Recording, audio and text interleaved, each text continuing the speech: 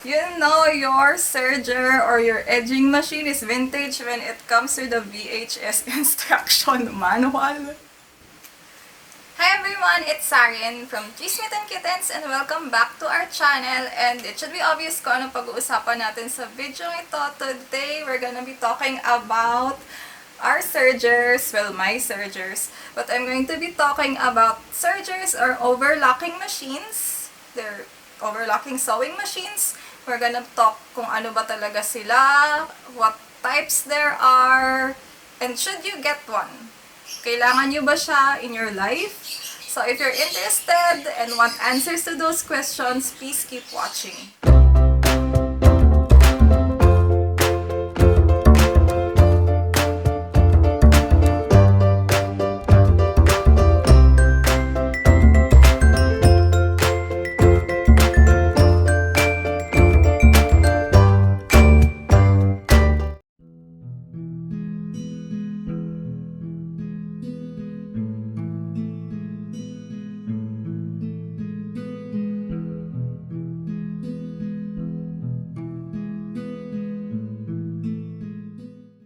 Hi everyone! I'm Xarin. Sa mga hindi nakakakilala sa akin, I'm a cosplayer from the Philippines and I make my own costumes. Hindi ako professionally trained but I do have years of experience in sewing and making my own costumes, and I'm making these videos para makatulong sa mga baguhan so you don't spend so much time and waste so much effort sa trial and error kagaya ko noon when I was just starting out. So today is actually a video requested by one of our viewers. So someone requested that I make a video about sergers, or also known as edging machines or overlocking machines. Because sa older video ko where I talk about sewing machines, you can find that video up here, I also showed my sergers. So I said na if may interested, I'm gonna make a video about them. So here is that video. So first off, what is a serger, edger, or overlocking machine? Ang serger is isang type ng sewing machine that makes a sealing stitch sa dulo or sa hem ng tela mo para hindi mag-fray or matastas yung ends. So we see serger stitches or edging stitches in our daily lives. Basically, kailangan mo lang gawin is look inside your shirt, like sa hem dyan, you're guaranteed to see an edging stitch there para hindi matastas yung ends ng tela. The serger uses 3 or 4 threads para makagawa ng isang sealing stitch, at habang tinatahi niya yung sealing stitch na yun, there's a knife that also cuts the end of the fabric para diretso or malinis yung tahi. Also, the serger does not do any straight stitches or zigzag stitches. It's basically mainly only used for the edging stitch.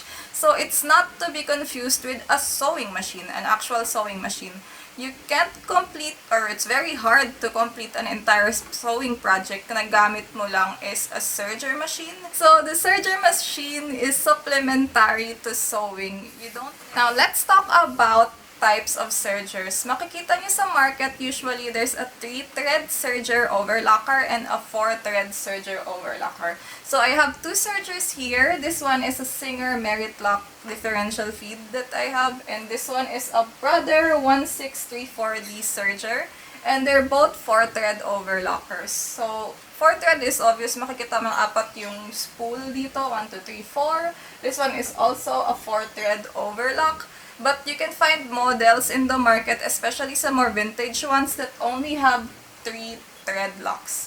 So what's the difference between the 3-thread and the 4-thread one? Well, it's very, very minimal. Actually, the 3-thread stitch is better for woven fabrics. And I talk more about fabrics in another video I made before, where I talk about iba-ibang uri ng tela. I talk about knits and woven. So the 3-thread stitch is great for woven fabrics, but if you sew more with stretch fabrics, you might need a 4-thread stitch. A 4-thread overlock stitch is better suited for knits or any type of fabric na may stretch. You can also use the 4-thread stitch for woven fabrics naman, and actually it's really great for woven fabrics, but is also very good for stretch fabrics. So now let's talk about my sergers, kasi may iba nagtatanong sa previous videos ko, what sergers do I have? The one I had first is this 1634D Brother Serger. This is actually from the US, came from my dad who lives there. And this one is a Singer Merit Lock Differential Feed, which is also from my dad in the US, and I only just recently got it. Mas mura kasi yung mga sewing machine in general sa US. So over here, if you bought a brand new serger, for example, a Brother model locally from the Brother official store would be around 20,000 pesos brand new, and this one brand new is like $200, so 8,000 pesos. But of course, that does not include shipping and taxes. But yung dad ko kasi lives in the US, so he's able to ship this in balikbayan boxes, so nagpapadala siya regularly. But if wala kang kakilala sa US, it's better off to buy locally from the Brother official store. A brand new unit like this is gonna cost you around 20,000. And a vintage unit like this is a vintage Singer Serger. How do you know it's vintage?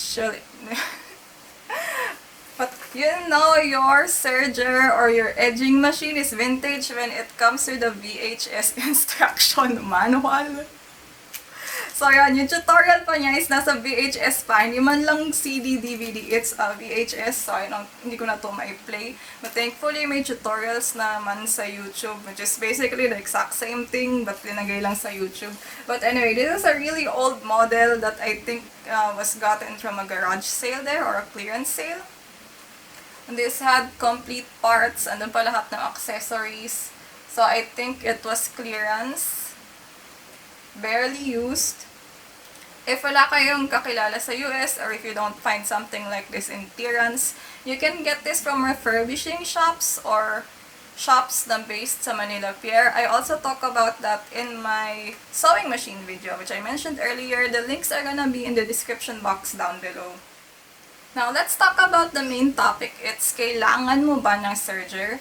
I said earlier na makakatapos ka naman ng sewing project nang walang serger. And true enough, yung pinakauna kong sewing projects, I finished them without a serger. Siyempre, when you're just starting out, baguhan ka pa lang, buying something like a serger is a big investment kasi nga may kamahalan siya.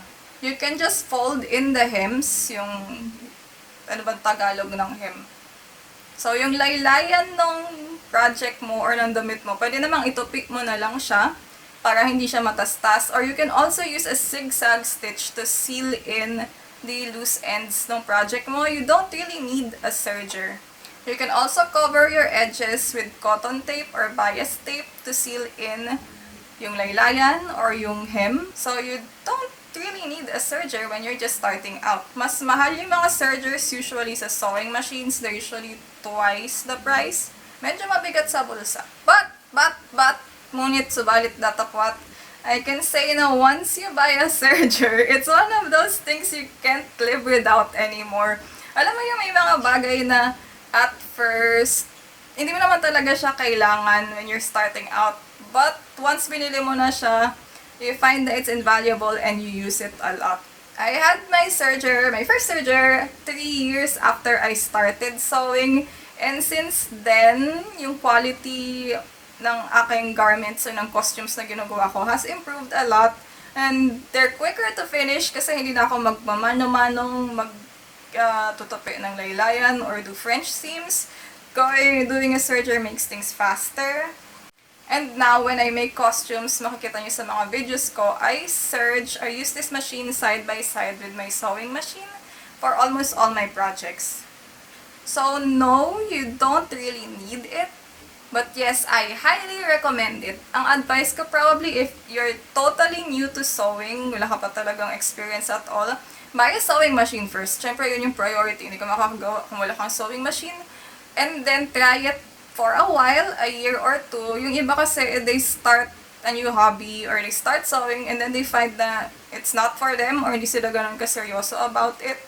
So after you find na you really like it or you're really into it, then I would suggest investing in a serger. However, if you plan to sew professionally, like gagawa ka ng products, magbebenta ka, I really recommend it kasi bibilis yung work mo and mas malinis and professional yung look nila. Now, The next question is, should I buy a 3-thread machine or a 4-thread machine? If you use more non-woven fabrics, a 3-thread serger is fine for you. Ang advice ko, if kaya ng budget mo, just go for the 4-thread one kasi mas versatile siya in case you want to do more stretch projects in the future. Now, where should I buy my serger?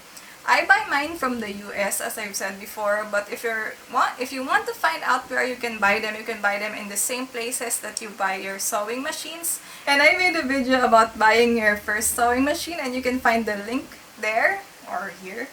And please note, because I get asked this a lot kung ano yung exact model ng sergers ko, I'm gonna put them also in the captions down below. But since my sergers were bought from the US, you cannot usually find the exact same models here sa Philippines. So, ayun.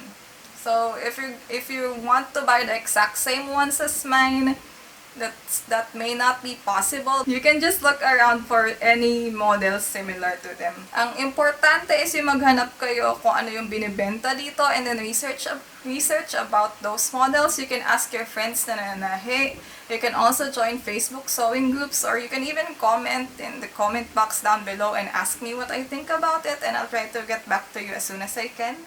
So that's it for this video. I hope naliwanagan kayo about sergers or overlocking or edging machines. And if you want to know where you can buy them, you can check out the link here where I talk about that and where you can also buy sewing machines. The link will also be in the description box down below. If you have other comments, questions, or suggestions, like the person who suggested the serger video, you can also comment down below and I'll try to make that video or answer you as soon as I can. That's it. And again, I'm Xarin. In this channel, I make videos about cosplay, crafting, and cute stuff in general. So if you're interested in any of those, please don't forget to like and subscribe. If you want more sewing videos, I have them on my channel. Just look around. I'll make more sewing videos in the future, so if you're interested, please do subscribe. Thank you so much for watching, and happy crafting!